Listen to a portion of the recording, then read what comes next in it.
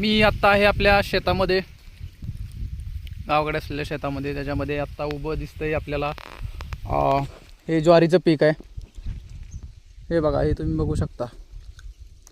आणि याचा ब्लॉग बनवण्या पाठीमागचं कारण काय आहे, याचं जे हे जी ज्वार आहे याचं उत्पन्न जे आहे, लागवड जी यावर्षी झालेली होती ती बऱ्याच प्रमाणात कमी झालेली होती. हे बघा, तुम्हाला इकडे दिसेल, इकडे गहू कापलेला दिसतोय, इकडे गहू कापलेला दिसतोय. त्याच्यानंतर या साईडला जे दिसतंय ते कांद्याचं पीक आहे. आणि राहिलेले इकडं थोडंफार आहे ज्वारी, जास्त काही नाही.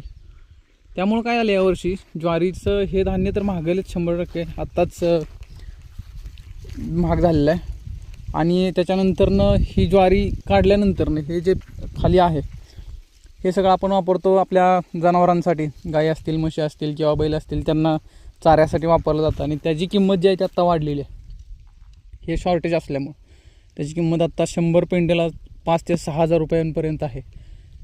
ते याची हाईट किती आहे त्याच्यावरती डिपेंड आहे. जर दोन वेळा बांधलेलं असेल 2 ठिकाणी तर 5,000 ते 6,000 रुपये, आणि त्याच्यापेक्षा कमी असेल तर 3,500-4,000 रुपयांपर्यंत आहे.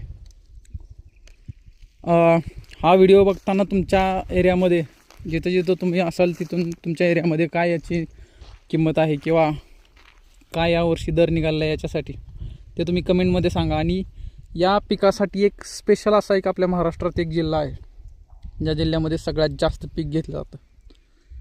त्या जिल्ह्याचं नाव पण तुम्हाला कमेंटमध्ये लिहायचं आहे. धन्यवाद. बाय.